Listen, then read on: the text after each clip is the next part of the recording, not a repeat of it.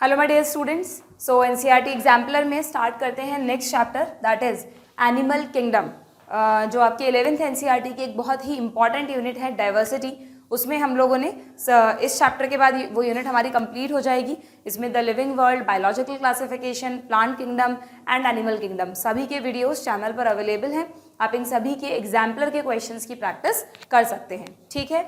अच्छा, इस चैप्टर की क्वेश्चन प्रैक्टिस स्टार्ट करने से पहले मैं आपको बता दूं कि ये जो चैप्टर है ये कॉन्सेप्चुअल चैप्टर कम है, इसमें थोड़ी सी मगअप करने वाली चीज़ें, याद करने वाली चीज़ें, मतलब मेमोरी आपको जो है ब्रेन की वो स्ट्रांग बनानी पड़ेगी। तो बच्चों का क्वेश्चन होता है मैम ये एक ऐसा चैप्टर है जो हमें समझ में तो आ जाता है और बहुत इंटरेस्टिंग भी लगता है क्योंकि एनिमल्स के बारे में आप इसमें पढ़ते हैं, बट इसको याद कैसे रखें नीट के लिए वो एक हमारे लिए बहुत बड़ा क्वेश्चन मार्क है। तो बच्चों उसके लिए आप कुछ ना कुछ अलग अलग ट्रिक्स बना सकते हैं। जिन बच्चों को ट्रिक्स याद रहती है वो ट्रिक्स फ्रेम कर सकते हैं। अदरवाइज मुझे जहाँ तक लगता है कि आप लोग क्या कर सकते हैं, एनिमल किंगडम में जो भी फाइलम है अलग अलग, उन फाइलम के लिए एक पेज लीजिए और उस पेज पर 9-10 बॉक्सेस बना दीजिए छोटे छोटे, ठीक है। हर बॉक्स में एक एक फाइलम का नाम लिख दो और उस फाइलम के जो एनिमल्स हैं, जो एग्जाम्पल्स हैं, उन एग्जाम्पल्स को उस बॉक्स में नोट कर लो और उस पेज को अपने वॉल पर लगा दो, ठीक है। या फिर वॉल पर लगाने की जगह आप उसका फ़ोन में फोटोग्राफ भी लेके रख सकते हैं। करेंटली मैं बच्चों के जो टॉपर्स के या सिलेक्टेड कैंडिडेट्स के इंटरव्यूज़ वगैरह देखती हूँ तो उनमें मैंने ये देखा कि कई बच्चों ने मोबाइल को सिर्फ डिस्ट्रैक्शन ही नहीं बल्कि फ्रेंड भी बनाकर यूज़ किया है।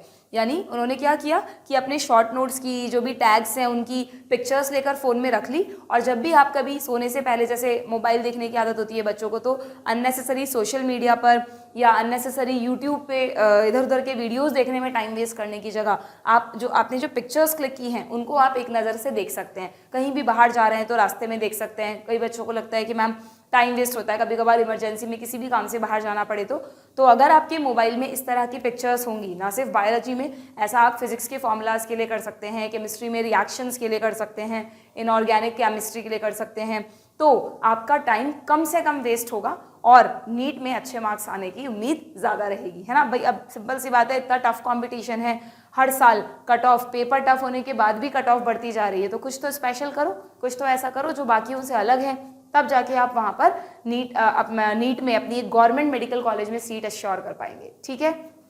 तो एनिमल किंगडम के लिए जो ट्रिक मैंने आपको बताई है वो ज़रूर फॉलो करना। रही बात कैरेक्टरिस्टिक्स की, तो कैरेक्टरिस्टिक्स को कैसे याद करोगे, उसके लिए आपको हर फाइलम का एक रिप्रेजेंटेटिव एनिमल दिमाग में रखना है, ठीक है। उसकी फोटोग्राफ याद रखनी है और उस फोटोग्राफ को ध्यान में रखते हुए ही सारे फीचर्स जो आप कैरेक्टरिस्टिक्स पढ़ते हैं उसकी बॉडी में कहाँ कौन सी चीज़ कैसे है आपको याद करनी है। उससे आप उस फाइलम के कैरेक्टरिस्टिक्स बहुत अच्छी तरह से याद रख पाएंगे, ठीक है। तो दो ही चीज़ें इस चैप्टर में आपको पढ़नी होती है, एक तो कैरेक्टरिस्टिक्स और दूसरा एग्जाम्पल्स। दोनों के लिए मैंने तरीका बता दिया है।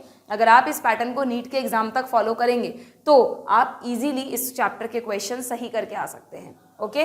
देखिए ज़रा एग्जाम्पलर में क्या क्वेश्चंस हैं। हालांकि एग्जाम्पलर के इस चैप्टर के क्वेश्चंस मुझे थोड़े इजी लगे, ठीक है।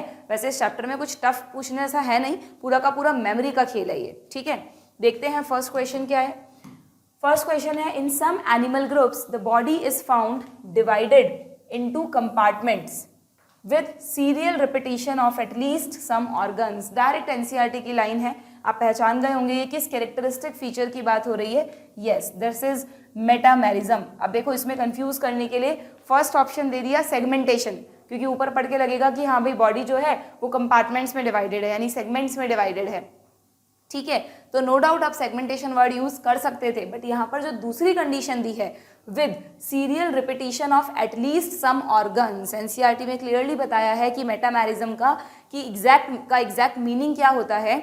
मेटामेरिज्म में बॉडी सेगमेंटेड तो है ही, एक्सटर्नली भी आपको सेगमेंट्स दिख रहे हैं, इंटरनली भी दिख रहे हैं, बट उसके साथ साथ जो ऑर्गन्स हैं वो रिपीटिशन भी शो करते हैं, तब आप उसको मेटामेरिज्म कहेंगे। अब इसका क्या मतलब है, कई बार मैंने देखा है बच्चों को ये डेफिनेशन ना समझ में नहीं आती, वो थोड़ा सा रट लेते हैं, लेकिन जो समझने की चीज़ है वहाँ पे समझ के चलना है आपको। देखो आप इसको अर्थवॉर्म के एग्जाम्पल से याद रखना। आपके बुक में एनसीईआरटी में इस चैप्टर में नहीं, लेकिन जो आपका एनिमल टिश्यू चैप्टर है ना, स्ट्रक्चरल ऑर्गेनाइजेशन इन एनिमल्स के नाम से, उस चैप्टर में earthworm, frog and cockroach, 3 animals के बारे में दिया है। उसमें से एनटीए ने मैं मानती हूँ सिर्फ कॉकरोच ही कोर्स में रख रखा है, बाकी तो नहीं पूछे जाते।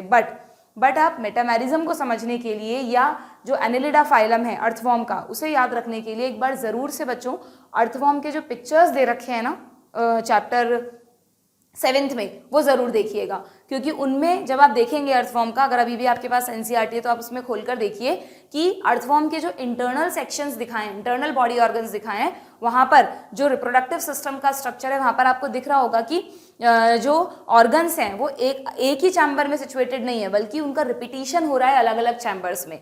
तो इसका मतलब क्या है, जैसे मान लो आप देखना टेस्टिस जो है वो एक चैम्बर में सिचुएटेड नहीं है, बल्कि 2-3 चैम्बर्स में मिलाकर है। फिर वास्ट डेफरेंस जो जा रही है वो भी इस तरह से कई चैम्बर से गुजर रही है। तो इससे क्या कंडीशन अप्लाई हो गई कि अगर किसी ऑर्गेनिज्म में इस तरह का सेगमेंटेशन है जहां पर ऑर्गन्स, एटलीस्ट सम ऑर्गन्स का सीरियल रिपीटेशन हो रहा है, वहां पर एक इंडिपेंडेंट सेगमेंट, एक अकेला सेगमेंट इंडिपेंडेंटली काम नहीं कर सकता। आप ये नहीं कह सकते कि सेगमेंट नंबर 7 ये काम अकेले कर लेगा, क्योंकि सेगमेंट नंबर 7, 8, 9 जिसमें भी उसके स्ट्रक्चर्स हैं वो सब मिलकर उस काम को परफॉर्म करेंगे। तो इस तरह का जो सेगमेंटेशन होता है ना, उसको ट्रू सेगमेंटेशन या मेटामेरिज्म कहा जाता है। ठीक है, और मेटामेरिज्म एनेलिडा फाइलम में तो देखने को मिलता ही हमें। इसके 3 एग्जाम्पल्स आपको ध्यान रखने होते हैं, एक तो एनेलिडा, और 2 और कौन से फाइलम है जहां पर मेटामेरिज्म देखने को मिलता है। एनेलिडा के अलावा आपको कॉर्डेटा यानी हमारे में भी ये सेगमेंटेशन देखने को मिलता है, प्लस एनेलिडा के जस्ट बाद जो इंसेक्ट्स का फाइलम आता है आर्थ्रोपोडा, इसमें भी ट्रू सेगमेंटेशन या मेटामेरिज्म देखने को मिलता है ना। जैसे कॉर्डेटा का कोई एग्जांपल दूं, मैं हमारा एग्जांपल दूं तो आपको पता है ह्यूमंस में वर्टिब्रल कॉलम मेटामेरिज्म का बहुत अच्छा एग्जांपल है। वर्टिब्रल कॉलम एक सिंगल बोन नहीं है, बल्कि बहुत सारी छोटी छोटी वर्टिब्रीज से मिलकर बना है। या फिर हमारे जो मसल्स होती हैं, वो मसल्स जो हैं बॉडी में, वो अलग अलग मसल्स मिलकर एक यूनिट की तरह काम करती हैं। तो ये हालांकि एक्चुअली पता है जो मेटामेरिज्म है ना, उसको थोड़ा डिटेल में जाकर समझना बहुत कॉम्प्लेक्स है, क्योंकि ये हायर क्लासेस में पढ़ाया जाता है, बट एनसीईआरटी में टर्म दे रखी है और डेफिनेशन भी दे रखी है, तो आपको थोड़ा सा लॉजिकल एक्सप्लेनेशन पता होना चाहिए। वरना आप क्या करते हैं, आपको एग्जांपल से समझाती हूँ मैं। टीनिया का फोटोग्राफ सबने देखा है। टीनिया किस में आता है, प्लेटीहेल्मिन्थीज में। और टीनिया का जब हम फिगर बनाते हैं तो टीनिया में भी तो इस तरह से सेगमेंट्स बनाते हैं, यस और नो। तो बच्चों को लगता है हम टीनिया भी तो सेगमेंटेशन शो कर रहा है, बट ये जो टीनिया में आपको सेगमेंट्स दिख रहे हैं वो टीनिया में उसको मेटामेरिज्म क्यों नहीं कह सकते बच्चों, उसको एक्चुअली स्यूडो सेगमेंटेशन कह दिया जाता है, क्योंकि टीनिया का जो एक चैम्बर है वो इंडिपेंडेंटली भी काम कर सकता है। आपको पता हो तो टीनिया के बॉडी के किसी एक पार्ट में एक ही सेगमेंट में टेस्टिस एंड ओवरी दोनों होते हैं। टीनिया एक ऐसा एनिमल है जो सेल्फ फर्टिलाइजेशन भी कर सकता है, तो इसलिए उस रेफरेंस में टीनिया का एक सिंगल चैम्बर इंडिपेंडेंटली अपना एक फंक्शन कर सकता है, इस वजह से उसे मेटामेरिज्म में इंक्लूड नहीं करते। ये बिल्कुल बेसिक समझाया मैंने तुम्हें, जिससे आप इस डेफिनेशन को समझ सकें। ठीक है, तो मेटामेरिज्म, और इंसेक्ट्स में भी ट्रू मेटामेरिज्म देखने को मिलेगा। जो हेड, थॉरैक्स, एब्डोमेन उनके चैम्बर्स हैं, उनमें रिपीटिशन होता है ऑर्गन्स का, that's why it is also the true segmentation. ठीक है, तो इसलिए यहाँ पर metamerism will be the correct answer. ठीक, बाकी जब मैं लेक्चर्स में पढ़ाती हूँ तो इसको मेटामेरिज्म को और अच्छे से डिटेल में समझाती हूँ, बट इतने लेवल पर आप ध्यान रखेंगे तो मोर देन इनफ है। अब देखो अगेन एक और कंफ्यूजन दिया है, यही चीज़ें तुम सिली मिस्टेक्स करके आते हो, और बच्चों सिली मिस्टेक्स पर अभी से वर्कआउट करना शुरू कर दो, क्योंकि सिली मिस्टेक्स ही हैं जो ज़्यादातर बच्चों को सेलेक्ट होने से रोकती हैं। जब कट ऑफ से आप 15-20 नंबर से रह जाते हो ना, तो वो सिर्फ और सिर्फ सिली मिस्टेक्स की वजह से होता है। वो नहीं होना चाहिए, क्योंकि आपको शुरू से ही ध्यान से पढ़ने की आदत होनी चाहिए। देखो अब जल्दीबाजी में हो सकता है वहाँ पे ये तो ध्यान आ गया तुम्हें मेटामेरिज्म था, बट जल्दीबाजी में मेटामेरिज्म की जगह मेटाजेनेसिस पर टिक कर आए तुम, तो ये गलतियाँ बिल्कुल नहीं होनी चाहिए। आप इतने रिस्पॉन्सिबल प्रोफेशन के लिए तैयारी कर रहे हो, तो इस तरह की छोटी छोटी गलतियों को अभी से सुधारना सीख लो। ठीक, और मेटामॉर्फोसिस तो बिल्कुल अलग है। मेटामॉर्फोसिस का मतलब लार्वा का एडल्ट में बदलना। अच्छा, मेटाजेनेसिस का मीनिंग तो सबको पता है ना। ओबेलिया में जो होता है, पॉलिप और मेड्यूसा, 2 स्टेजेस हैं, दोनों ऑल्टरनेटिवली चेंज होती रहती है, that is called metagenesis, alternation of generation in animals. यानी ऑल्टरनेशन ऑफ जनरेशन प्लांट्स में तो हमने पढ़ा ही था लास्ट जो सीरीज में, जो इस सीरीज में जो मैंने चैप्टर बताया था आपको, बट एनिमल्स में भी, कुछ एनिमल्स में जैसे ओबेलिया में मेटाजेनेसिस देखने को मिलता है। ठीक है, सारी टर्म समझ में आ गई, पूरा अच्छे से डिटेल्ड एनालिसिस कर लिया हमने इस क्वेश्चन का। चलिए बढ़ते हैं नेक्स्ट क्वेश्चन पे, just a minute. The question is given below are types of cells present in some animals, which of the following cells can differentiate to perform different functions.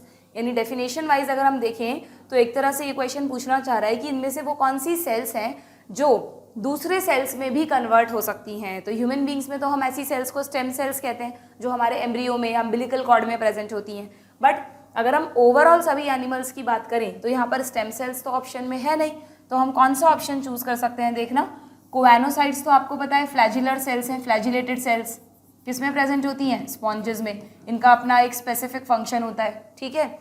Interstitial cells, ये word directly NCERT में नहीं दिया इस chapter में, but ये एक general knowledge है बच्चों, आप हमेशा याद रखिएगा कि इंटरस्टिशियल सेल्स वर्ड हम उन सेल्स के लिए यूज़ कर सकते हैं जो सेल्स दूसरी सेल्स में मॉडिफाई होने की कैपेसिटी रखती हैं। तो इसलिए इंटरस्टिशियल सेल वो सेल हुई जो दूसरे फंक्शंस भी कर सकती है बाय फॉर्मिंग अदर सेल्स, ठीक है। बाकी गेस्ट्रोडर्मल सेल्स नहीं होगा, ये गेस्ट्रोडर्मिस की सेल हो गई। गेस्ट्रोडर्मिस कहाँ पढ़ते हो आप? सीलेंट्रेटा की इनर लाइनिंग में। निमैटोसाइट्स भी नहीं होगा, निमैटोसाइट्स आपको पता है ये तो ऑलरेडी टीनो लिख दिया मैंने, नीडोब्लास्ट है ना, दीज आर द नीडोब्लास्ट। और स्टिंगिंग सेल्स जो कि किस में होती हैं बताइए? स्टिंगिंग सेल्स किसका कैरेक्टरिस्टिक फीचर है? यस, स्टिंगिंग सेल्स है सीलेंट्रेटा में। सीलेंट्रेटा में है, देखो याद रखना, आप लोग सीलेंट्रेटा और टीनोफोरा को भी मिक्स कर देते हो, नो डाउट। टीनोफोरा में सारे फीचर्स लगभग सीलेंट्रेटा से मिलते जुलते होते हैं, इवन उनके पास उनकी तरह टेंटेकल्स भी होते हैं। लेकिन टीनोफोरा को क्यों सीलेंट्रेटा में इंक्लूड नहीं किया गया, क्यों नहीं रखा गया? क्योंकि सीलेंट्रेटा में एक इतना इंपॉर्टेंट टीनोफोरा में एक इतना इंपॉर्टेंट कैरेक्टरिस्टिक फीचर नहीं है। सभी सीलेंट्रेट्स के पास स्टिंगिंग सेल होती है जिससे वो अपने प्रे को कैप्चर करते हैं या दुश्मन को बेहोश करके भाग जाते हैं। लेकिन टीनोफोरा जो कॉम जेलीज होती हैं उनके पास टेंटेकल्स है, सब कुछ है, बट ये वाली सेल्स उनके पास नहीं है, ठीक है। तो ये सेल्स सिर्फ किस में होती हैं? ध्यान रखिएगा, नीमा। इसमें भी देखो अगेन नीमा वर्ड आया। मैं तुम्हें हमेशा कहती हूँ कि बायो में शब्दों को समझना सीख जाओ, वर्ड में ही उसका पूरा मीनिंग छुपा है। नीमा वर्ड आता है थ्रेड के लिए, और तुम्हारी एनसीईआरटी में स्ट्रक्चर दे रखा है इस सेल का, उससे एक थ्रेड निकलता हुआ दिखा है जिसमें हिप्नोटॉक्सिन होता है। तो निमैटोसाइट थ्रेड से रिलेटेड सेल्स हैं जो कि स्टिंगिंग सेल्स हैं, क्लियर। तो ये भी नहीं होगा, तीनों सेल्स अपने अपने आप में स्पेशलाइज्ड हैं। इंटरस्टिशियल सेल्स किसी में भी मॉडिफाई हो सकती हैं। सो ऑप्शन इज बी, ठीक है। Next question, which of the following set of animals share a 4 chambered heart? ठीक है भाई, बड़ा सिंपल क्वेश्चन है। वैसे तो आप पढ़ते हैं 4 चैम्बर्ड हार्ट किस में होता है? बर्ड्स में और मैमल्स में। अब यहाँ ऑप्शंस देख लेते हैं। यहाँ तो एम्फीबियंस आ गया, गलत हो गया। इस ऑप्शन में क्रोकोडाइल दिया है, बर्ड्स दिया है, मैमल्स दिया है। तो कई बार आप लोगों ने पढ़ रखा है कि क्रोकोडाइल रेप्टाइल्स में एक्सेप्शन है, क्रोकोडाइल के पास 4 चैम्बर्ड हार्ट होता है। तो ये हमें हमारा करेक्ट ऑप्शन मिल गया। यहाँ पर लिजर्ड्स एंड टर्टल्स गलत है, यहाँ पर भी लिजर्ड्स गलत है, क्लियर। तो B is the correct choice. Very simple question. Next, which of the following pair of animals have या हैज नॉन ग्लैंड्यूलर स्किन? आपको वो बताने हैं इनमें से एनिमल जिनमें स्किन में ग्लैंड्स नहीं होती हैं, ठीक है। अब कैसे याद करोगे, कैसे समझा आपने? देखो, आपने एनसीईआरटी में यहाँ पे जो भी आपको ये एग्जांपल्स दिए हैं, सब कॉर्डेटा फाइलम के हैं ना। कॉर्डेटा फाइलम में जो एक सुपर क्लास होती है टेट्रापोडा, उसमें, अच्छा आप कॉर्डेटा फाइलम को कैसे याद करते हो बच्चों? मैं तो ऐसे याद कराती हूँ बच्चों को, कॉर्डेटा मतलब परम, सीक्वेंस में याद करने का तरीका। परम में पी स्टैंड्स फॉर पाइसीज, जो कि अपने आप में एक अलग सुपर क्लास है फिशेस की, है ना। और ये चारों बिलोंग करते हैं टेट्रापोडा से, यस और नो, क्योंकि इनके पास 4 लेग्स होती हैं। इसमें एम्फीबियंस हो गए, रेप्टाइल्स हो गए, एव्स यानी बर्ड्स और मैमल्स हो गए, ठीक है। तो कभी भी आप सीरीज नहीं भूलोगे, ये सीरीज याद करने का तरीका है। तो अब इसमें से आप पढ़ते हैं कि आप खुद देखें अगर, तो फ्रॉग्स की तो स्किन कितनी ग्लैंडुलर होती है, ग्लिसनिंग होती है। फ्रॉग तो अपनी स्किन से रेस्पिरेशन भी कर सकते हैं। इसका मतलब एम्फीबियंस में तो नॉन ग्लैंडुलर स्किन नहीं होती ना, इसीलिए कह रही हूँ। एनिमल्स को इमेजिन करो, सोचो आपने जो एनिमल्स देखे हैं वो कैसे दिखते हैं, तो आपको चीज़ें अपने आप याद आएंगी एग्जाम में, ठीक है। तो एम्फीबियंस में तो नॉन ग्लैंडुलर स्किन नहीं हो सकती, पूरी म्यूकस ग्लैंड्स होती हैं उन पे। तो यहाँ पर जिस जिस ऑप्शन में एम्फीबियन है उसको हटा दो। ये देखो फ्रॉग हटा दो, इसमें भी फ्रॉग है, ठीक है। अब रेप्टाइल्स की बात करो। रेप्टाइल्स में क्रोकोडाइल को इमेजिन कर लो या लिजर्ड को इमेजिन कर लो, उनकी स्किन पर स्क्यूट्स होते हैं, एकदम हार्ड कॉर्निफाइड स्किन होती है उनकी। क्यों? क्योंकि वहाँ पर ग्लैंड्स नहीं होती हैं। तो यहाँ पर रेप्टाइल्स वाले ऑप्शंस कौन कौन से हैं देखना ज़रा। चैमेलॉन एंड टर्टल दोनों वो हैं आपके रेप्टाइल्स के ऑप्शन, ठीक है। तो ये ऑप्शन हो सकता है हमारा। यहाँ पर इन दोनों को तो एक्सक्लूड कर ही दिया। अब इसमें कैसे करोगे? इसमें क्रोकोडाइल एंड टाइगर, टाइगर किस में आता है? मैमल्स में।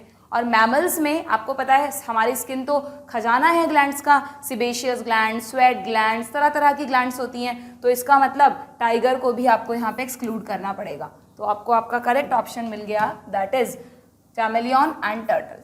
ठीक है, समझ में आ गया क्या? ध्यान रहेगा, इस तरह से ज़रूरी नहीं आप चीज़ों को रटें, आप क्वेश्चन को देखकर भी उसको डील कर सकते हैं। वो तभी सीखोगे जब आप ज़्यादा से ज़्यादा क्वेश्चन प्रैक्टिस करोगे। ठीक है, और क्वेश्चन प्रैक्टिस करने के साथ साथ बच्चों एनसीईआरटी रीडिंग भी अपनी कंटिन्यू रखना। बायोलॉजी में एनसीईआरटी को एक बार नहीं, 2 बार नहीं, कम से कम 3, 4, 5 जितना हो सके ना रीड करो। बट रीड करने का मतलब ये नहीं है कि हाँ रामायण के पाठ की तरह पढ़ लिया तुमने, को समझ में ही नहीं आया तुम लोगों को, ऐसा नहीं।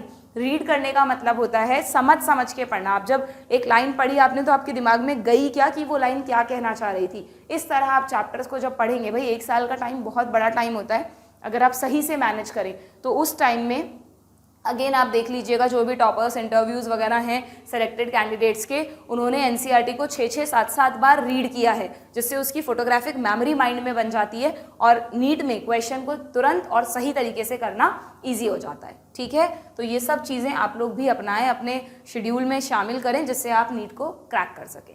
ठीक, समझ में आ गया नॉन ग्लैंडुलर स्किन। चलिए बढ़ते हैं आगे। Birds and mammals share one of the following characteristic as a common feature। तो birds और mammals में क्या कॉमन होता है बच्चों? आपको पता है दोनों के पास 4 चैम्बर्ड हार्ट है, और 4 चैम्बर्ड हार्ट की वजह से इनमें ऑक्सीजनेटेड एंड डीऑक्सीजनेटेड ब्लड अलग अलग रहता है। इसको हम क्या कहते हैं? इस तरह के एनिमल्स को हम वार्म ब्लडेड एनिमल्स भी कहते हैं, क्योंकि हर वक्त बॉडी में ऑक्सीजनेटेड ब्लड की सप्लाई होती रहती है ना, इस वजह से वो अपना बॉडी टेम्परेचर कांस्टेंट रख पाते हैं। तो यहाँ पर बर्ड्स एंड मैमल्स का कॉमन फीचर देखो, पिगमेंटेड स्किन नहीं, न्यूमैटिक बोन्स नहीं, न्यूमैटिक का मतलब पता है ना, न्यूमो यानी एयर से रिलेटेड। बर्ड्स की बॉडी को हल्का बनाने के लिए उनकी बॉडी में क्या होता है, हॉलो बोन्स होती हैं, तो न्यूमैटिक बोन्स सिर्फ बर्ड्स के पास है। इसी तरह पिगमेंटेड स्किन भी मेनली रेप्टाइल्स का ज़्यादा फीचर है, जो वो समय समय पर अपने पिगमेंट्स चेंज करके अपना कलर चेंज करते हैं ना, दैट इज। और नो डाउट हमारे पास भी है, मेलानिन पिगमेंट है मैमल्स के पास। ठीक है, देन विविपैरिटी तो बर्ड्स में होगी नहीं, बर्ड्स तो बिना किसी एक्सेप्शन के ओविपेरस हैं, तो ये भी नहीं होगा। तो सही ऑप्शन बचा वार्म ब्लडेड। ठीक है, हालांकि इस तरह के डैम श्योर क्वेश्चंस में आपको सारे ऑप्शन नीट में नहीं पढ़ने हैं, नीट में तो सीधा आप वार्म ब्लडेड टिक कर सकते हैं। इस केस में फटाफट देखकर हर क्वेश्चन को एनालिसिस करने की जरूरत नहीं है, लेकिन यहाँ मैं आपको इसलिए करवाती हूँ जिससे आप सारी टर्म्स की मीनिंग सीख जाएं। ठीक है, चलिए बढ़ते हैं नेक्स्ट क्वेश्चन पे। Which of the following sets of animals belongs to a single taxonomic group?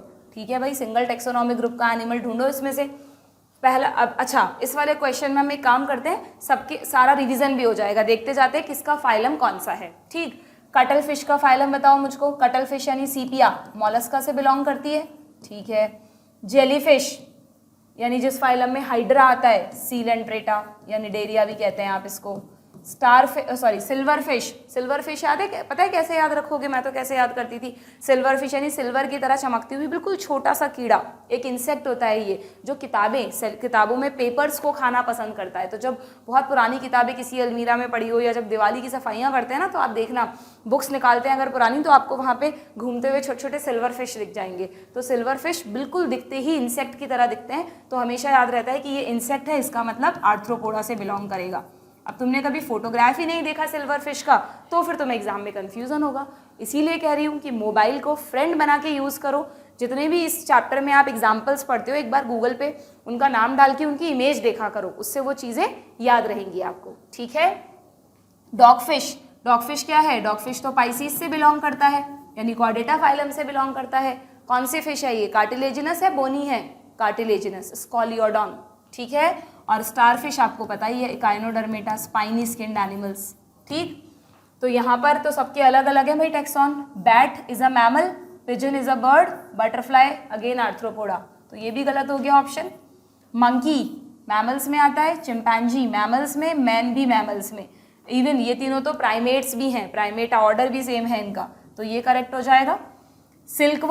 Silkworm arthropoda warm, ये वॉर्म का मतलब वो वाला वॉर्म मत समझ लेना, हेलमिंथिस वाला वॉर्म नहीं है, इसका नाम सिल्कवॉर्म है, बट ये इंसेक्टा है, यानी ये आर्थ्रोपोडा में आता है। टेपवॉर्म यानी बिल्कुल टेप की तरह, सेलो टेप की तरह फ्लैट, तो इसका फाइलम कौन सा हुआ? प्लेटीहेल्मिन्थीज।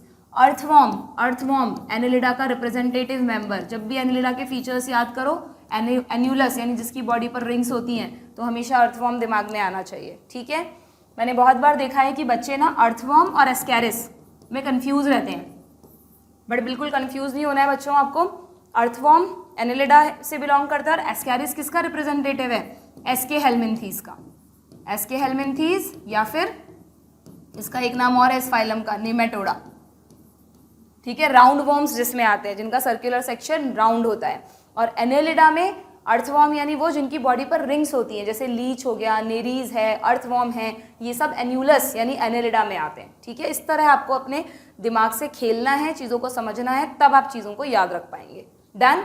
तो आपका ऑप्शन हो गया ऑप्शन सी। बढ़े आगे, चलिए नेक्स्ट क्वेश्चन है, which of the following statement is incorrect. Incorrect statement निकालना है आपको, ठीक है। First, mesoglea is present in between ectoderm and endoderm in Obelia. Obelia किस में आता है बच्चों? अभी बताया था, सीलेंट्रेटा में।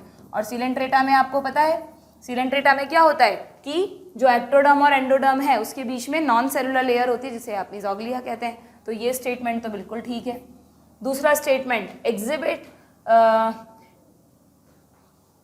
अच्छा एस्टेरियास पहले होना चाहिए था, वही मैं देख रही थी, कोई नहीं। एग्जिबिट रेडियल सिमेट्री एस्टेरियास यानी स्टारफिश। स्टारफिश में रेडियल सिमेट्री होती है, बिल्कुल होती है। कब होती है बताओ?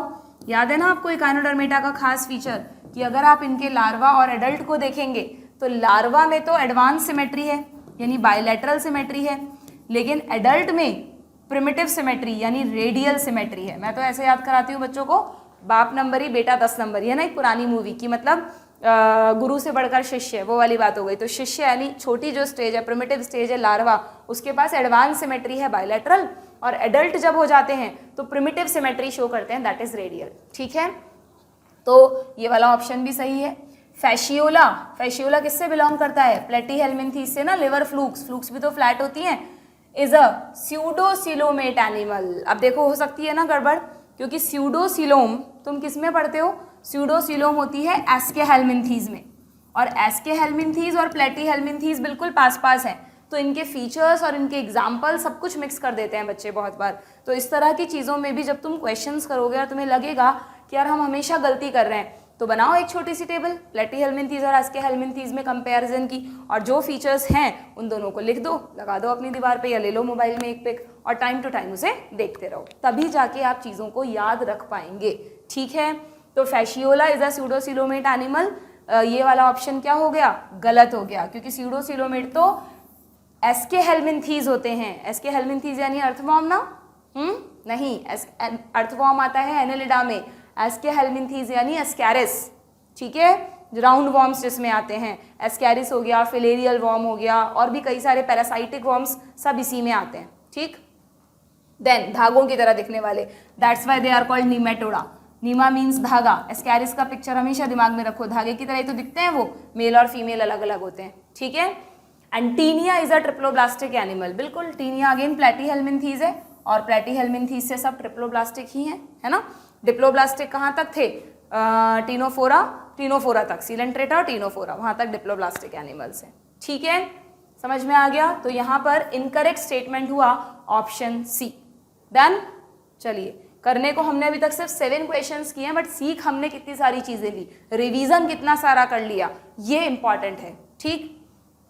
Next question, which one of the following statement is incorrect. फिर से इनकरेक्ट, इस बार नीट 2022 में बच्चों को सबसे ज़्यादा ऐसे क्वेश्चंस नहीं तो परेशान किया, हर दूसरे क्वेश्चन में करेक्ट और इनकरेक्ट आ जाता था, तो उससे परेशान हो गए। लेकिन जिन बच्चों ने पहले से एग्जाम्पलर के क्वेश्चंस पढ़ के गए होंगे, ये नहीं सोचा होगा कि एनसीईआरटी तो एक छोटा मोटा रेफरेंस है, कोई फर्क नहीं पड़ता, एग्जाम्पलर के क्वेश्चन भी कोई करने के क्वेश्चन है क्या। बहुत सारे बच्चों को सुना है मैंने ऐसा कहते हुए कि ये भी कोई स्टैंडर्ड क्वेश्चन है क्या, बट तुम खुद ही देख लो, अभी तक जितने भी चैप्टर्स हमने एग्जाम्पलर के सॉल्व करे हैं, सब में correct, incorrect, match the following type questions भरे पड़े हैं।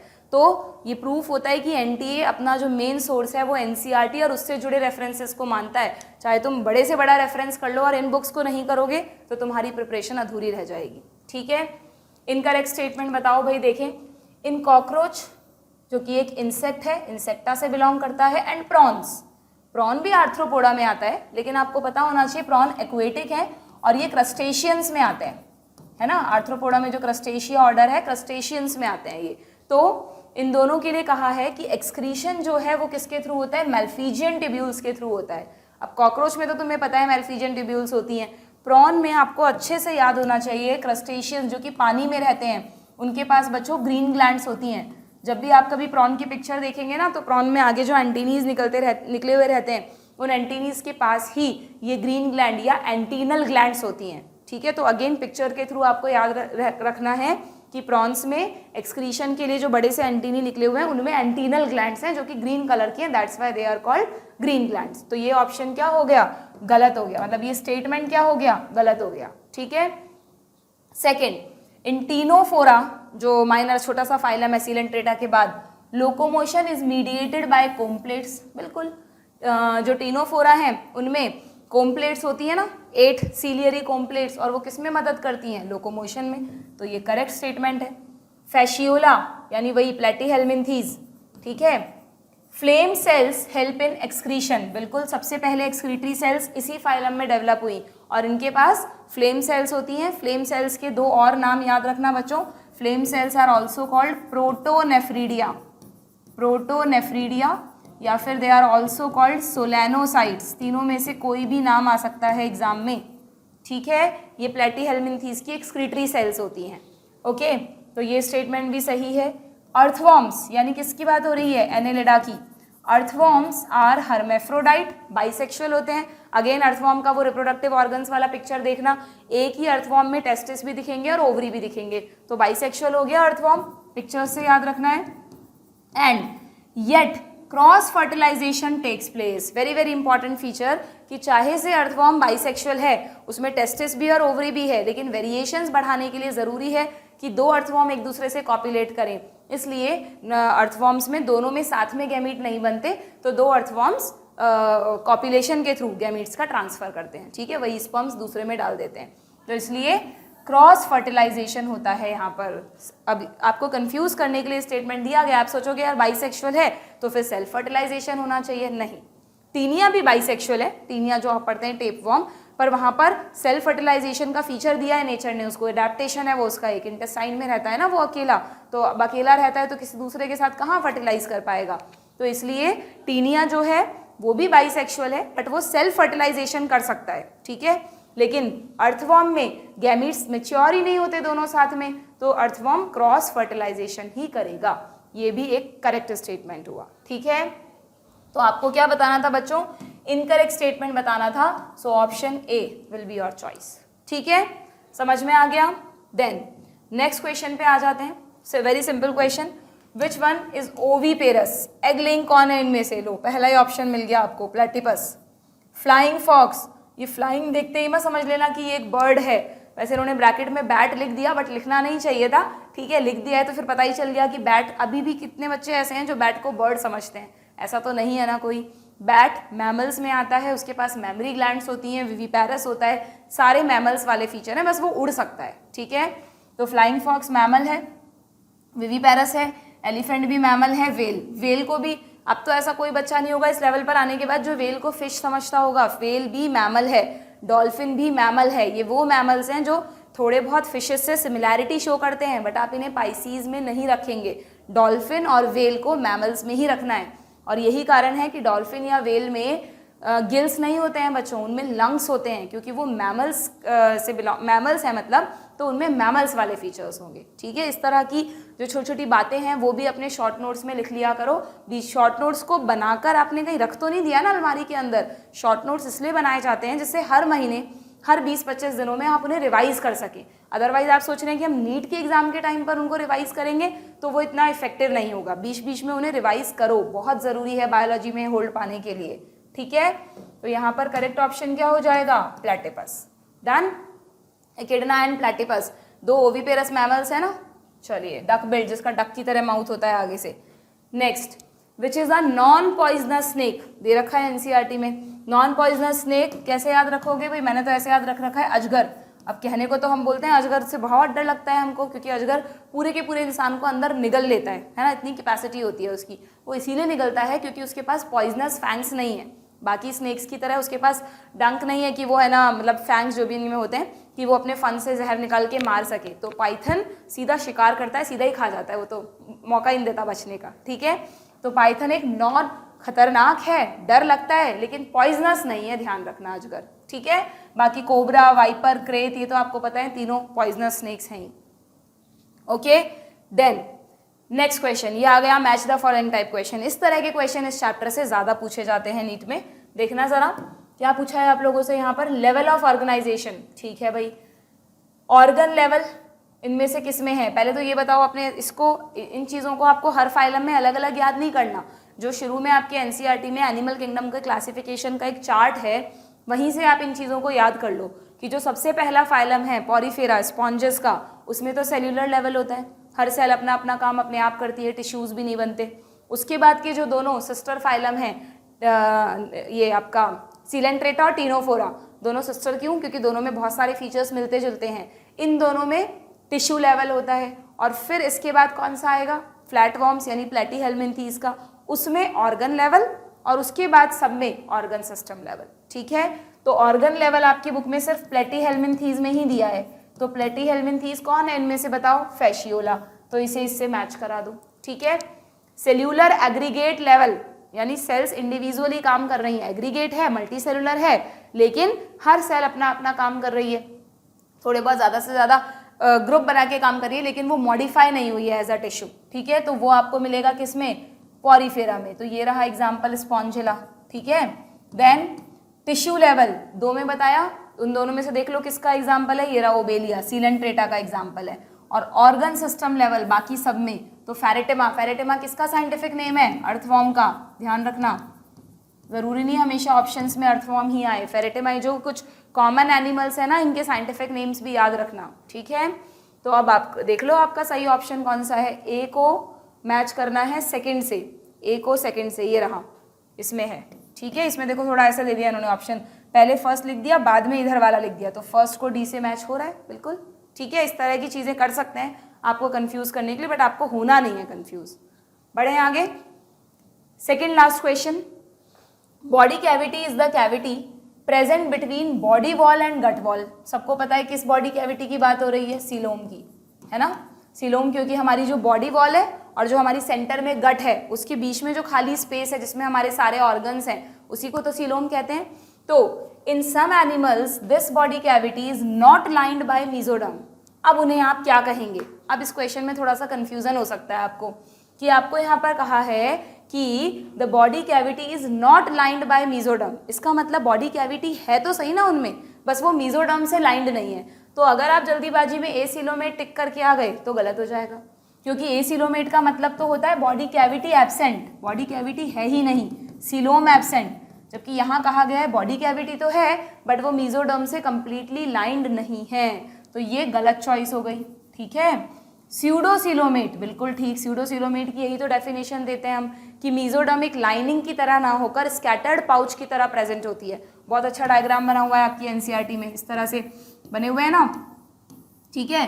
तो ये एक्टोडर्म मान लो, ये अंदर की तरफ एंडोडर्म मान लो, ये बीच में गट हो गई, और ये जो खाली स्पेस आपको दिख रहा है ये वाले, ये हैं स्यूडोसिलोम, ये सब स्यूडोसिलोम है, ठीक है।